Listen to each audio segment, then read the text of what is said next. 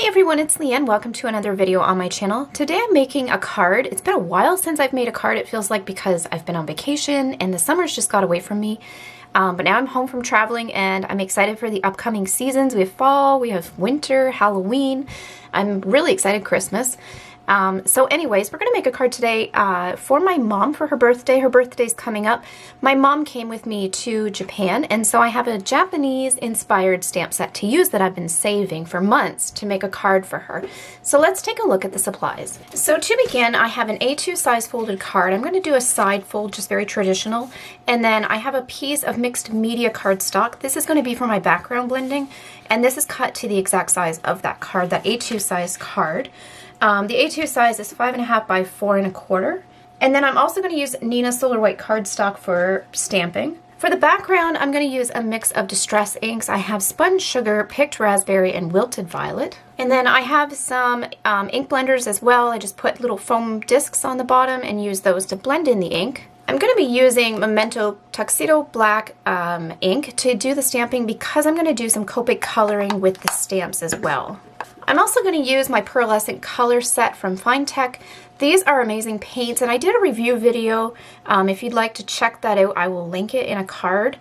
So these are really great and opaque, so they are nice to put on almost any background color, and there's a bunch of different golds, and so I'm really excited to add these to the card. These are the products I'll be using for the stamp set. I have the Avery Elle Konnichiwa set. So this one has a little Japanese girl and some Sakura blossoms. There's two phrases, arigato and konnichiwa. If you don't know, konnichiwa is hello and arigato is thanks. The formal way would be arigato gozaimasu, which is thank you very much. I'm going to use the konnichiwa, even though this is a birthday card. My mom doesn't know a lot of Japanese, but she learned konnichiwa, and so that's the one phrase that she knows how to say. So when she sees this, I think she'll identify with that it has that phrase. So I think that's really cute. And then I have this stamped stencil as well from Echo Park. And this one is called, let's see if it has a name, it's called Classy Fan Stencil. And so I'll link below. I picked this up on Simon Says Stamp, and I love the Art Deco style of this, and I thought it looked really nice to pair with this stamp set, so I'm excited to use that as well. For the ink, for the background, I have a watercolor brush. This is Grumbacher, a size 8, doesn't matter, I just need something to apply onto the sponge. We're going to do some sponge stamping on this background. So I have a clean foam disc that I haven't used with distress inks, and I'll use that with the gold ink. And then I have a water droplet thing just to wet up my watercolors, just to dampen them up so I can put some water, transfer it from my water glass into the paints to get them activated. So let's get started. I'm excited to make this card. So let's do the blended background. Sometimes this is just my favorite part. I love how these inks go together. Tim Holtz inks are just gorgeous. They're so awesome.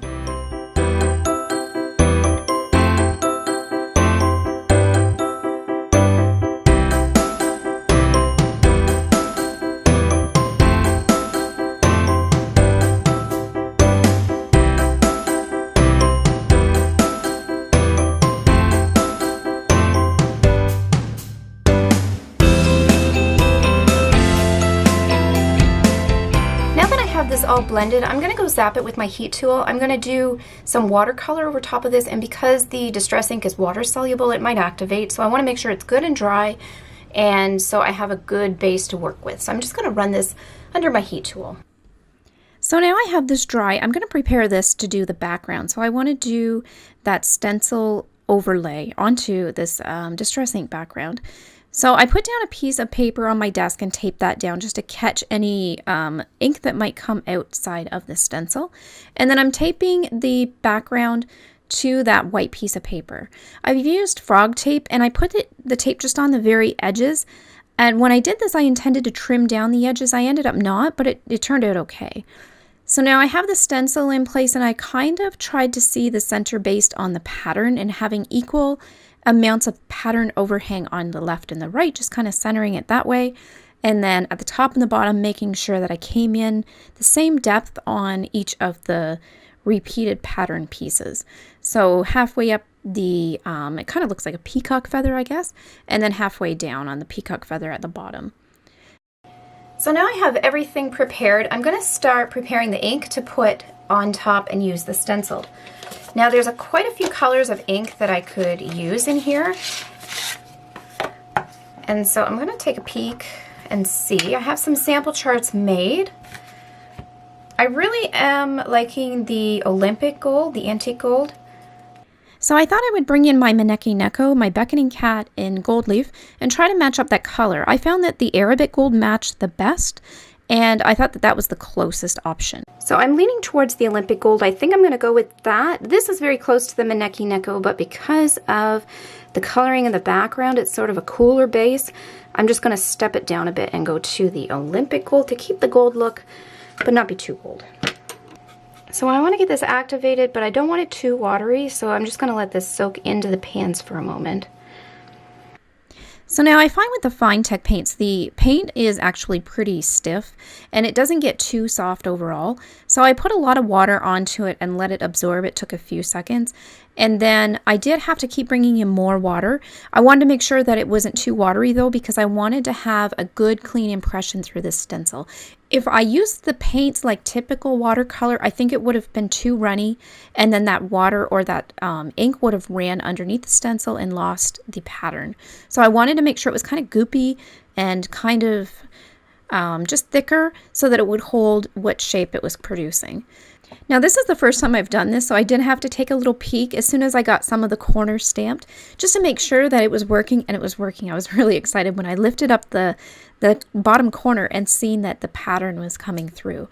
So that just gives a close-up there of how I applied the ink and kind of the consistency that I had, and it worked really well. I did a lot of light stamping, and just to make sure that I didn't push too hard and push too much ink out of the sponge and have the chance of it running underneath the stencil. I wanted to be very careful about that because I did want to make sure that the pattern didn't bleed on me.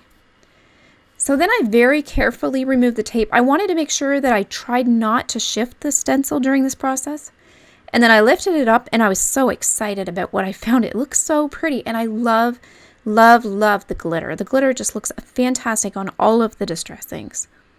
So now I'm ready to do some stamping. So I'm going to do the Japanese girl first, and I'm going to use Memento Tuxedo Black ink. I want to Copic color everything. I have all my new markers, and I'm so excited to try out some new colors. And I'm doing this on Neenah Solar White cardstock. I like the blend that I get with the Copic markers with the Neenah, and I like that it's really bright white. So I stamped out a few Sakura blossom leaves, or the branches. I wasn't sure how many I needed. I just wanted to have extra on hand in case I needed extra. Now I want to make a mask for the Japanese girl. So I used some post-it tape and then made a mask for the left and right side of the stamp. I want to put some Sakura blossoms on her kimono or yukata, whatever she seems to be wearing. I guess kimono for winter and yukata for summer.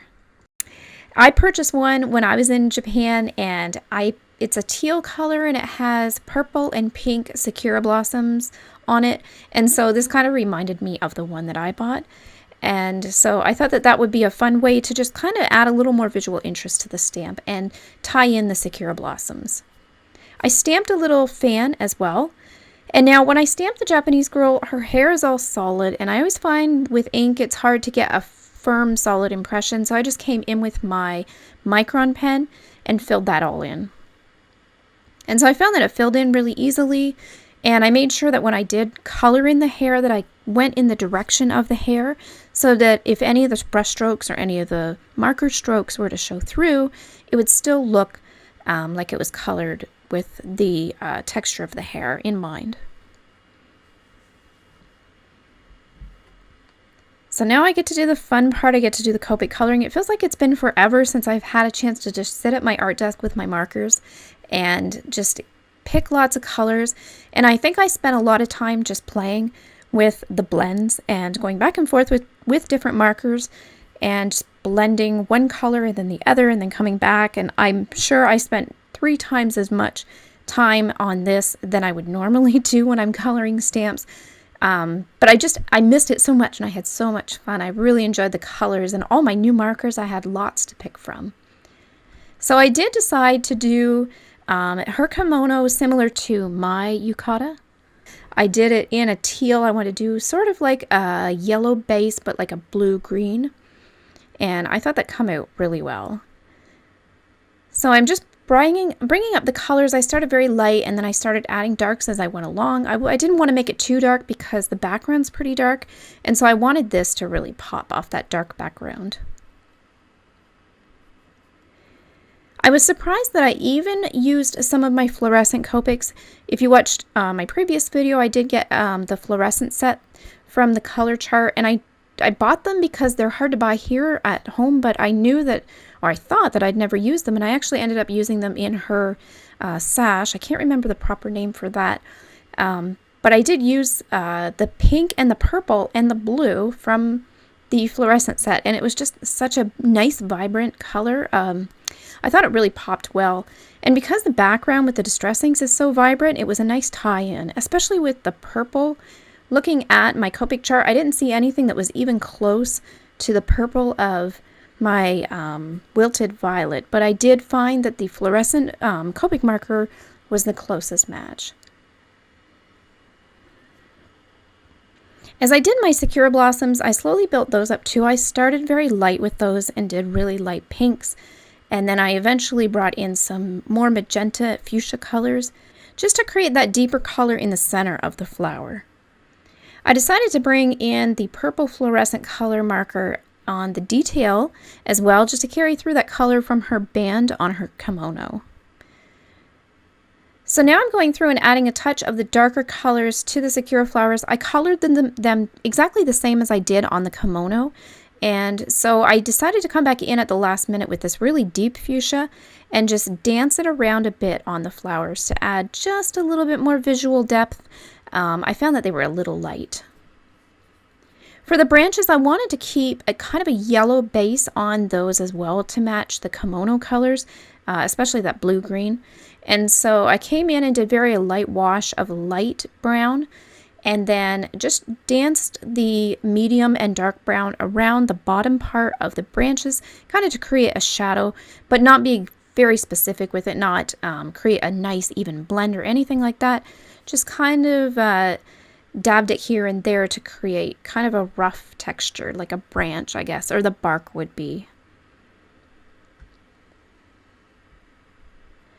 And it was very tiny too, so there wasn't a lot of room to do anything too fine for the detail, but I found that this worked pretty well. For the fan itself, I wanted it to match and bring in some of the darker colors. So just to create a bit of contrast with everything being light in the foreground. And so I did bring in the closest color I could find to the background Distress Ink color, and then again bringing in that purple, which also matches the wilted violet from the background, just as an accent color. Now after I added the detail to her kimono, I decided to dress up the fan as well. I found it looked a little flat too, just with what was going on the kimono, so I decided to just take my white gel pen and do some very rough flower outlines and dots. So now I'm ready to cut these out with my Big Kick machine, my Sizzix Big Kick machine. And so I have everything cut out, and here it is placed. I sort of worked on the arrangement, and I'm happy with how this is laid out. It's very close to what I was hoping to do. And so I'm going to prepare my sentiment. I wasn't sure what I was going to do for that, and I decided at the end to use some vellum. I really love that background, how it came out, and I didn't want to cover it up with any kind of frame or anything. I just wanted to leave it free and open, so to show as much off of it as I could. So I thought the vellum would be nice to help show some of the background and not cover up anything. So I did some VersaFine stamping on that. It does take a little bit longer for that to dry, so I did have to set it aside for a while. And then I came in with some foam tape to prepare the scene. I'm going to work top down on this, and I want to do 3 levels. I want the Sakura branches to feel like there's depth there, so I don't want them all to be on one level of foam tape. So I'm doing the first set, I'm going to put that on 1 level of foam tape, and then the second branch I'm going to put on 2 layers of foam tape just to create some more depth to this card. Now my branch jutted out over the edge, so I did just trim off the top there, and then with the stamp part that was cut off, I just cleaned it up with some white gel pen. And so I'm keeping this as much in the frame of the card as possible, but still having it up to the edge. And then I'm going to prepare my double layer of foam tape. So I cut a piece and then I'm bringing it and lining it up over top of my next piece.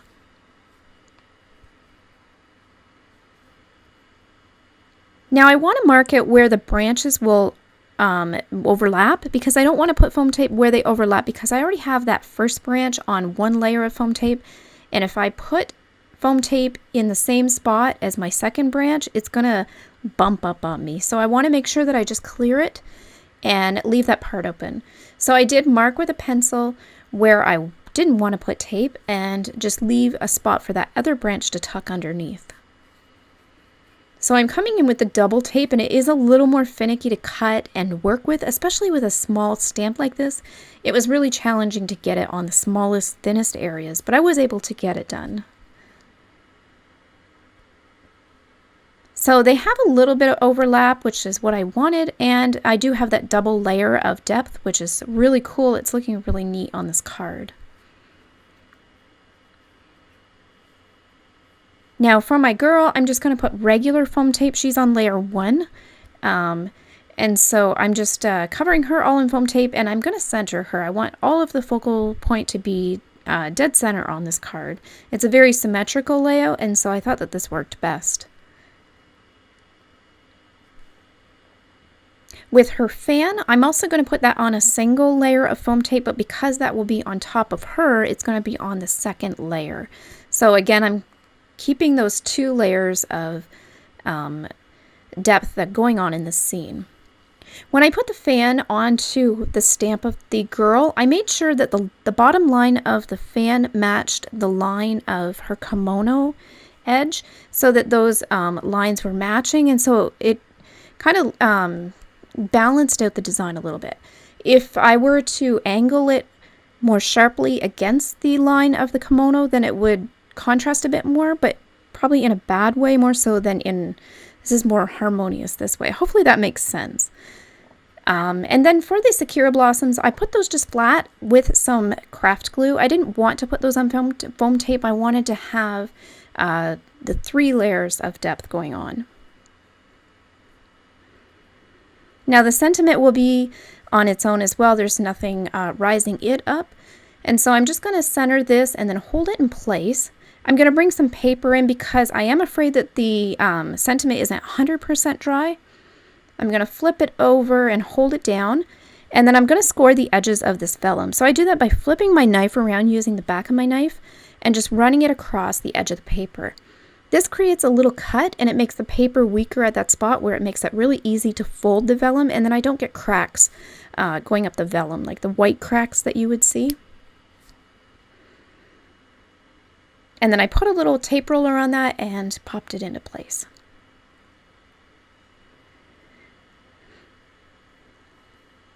I did the same for the other side, same process, and got that put down, and I didn't have to tape it on the front at all. It holds really good, just with the back pieces. So now everything's built, it's ready to put together. I'm going to put tape roller on my card base and then put these two together.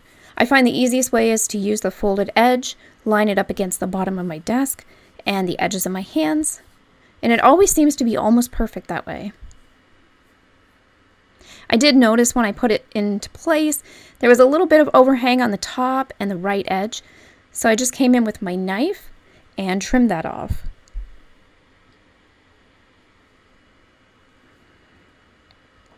And so I often do this, and I find it just tidies up the card a little bit more and just makes it feel a little bit more polished. Now I had the overhang of the branch, so I had to work my knife around it. I had to make sure I didn't cut off the edge of the branch. So here's a look at the finished card. I'm so proud of how this turned out. It's always kind of nerve-wracking when you haven't made a card for a while, you've been away, and you're worrying that your card is going to turn out really awful, but I'm really excited and proud to give this to my mom. I'm so excited with how it turned out, and I love the stamp set so much, and the stencil just looks amazing on that background. It's so pretty. I hope you guys enjoyed this video. If you did, be sure to give it a thumbs up. That really helps my channel, and subscribe to be notified as I post more videos. And if you hit the bell, you'll get the notification as they're posted. Thank you so much for watching.